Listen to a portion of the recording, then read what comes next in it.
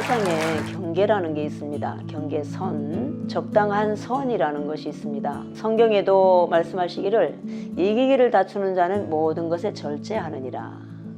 그래서 우리가 모두 과하는 일들은 사고가 생기죠. 과속과 과욕과 과식은 우리 하나님께서 책임을 안 지신다네요.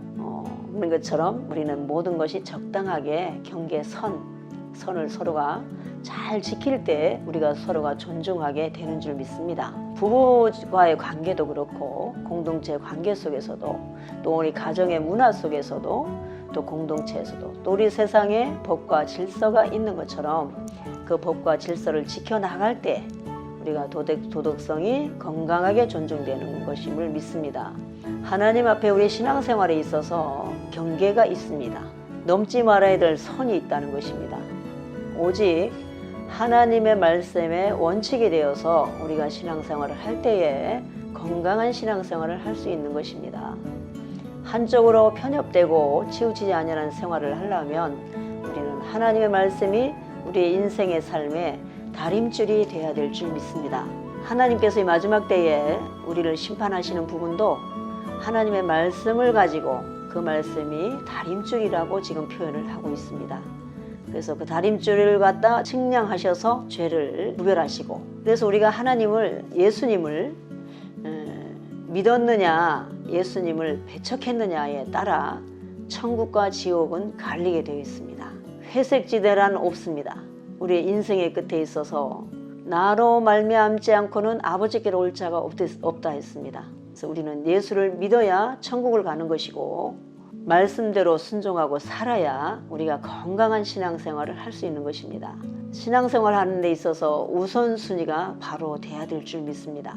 많은 것들이 방해하고 분주하게 만들고 세상 것들은 우리를 미혹하고 바쁘다 이 소리를 반복하게 만들죠.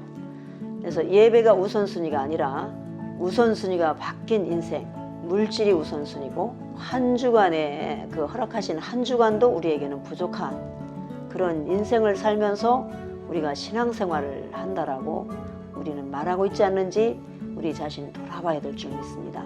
하나님께서는 6일 동안 창조하시고 만물을 지으시고 7일째는 우리에게 안식을 주신 것입니다.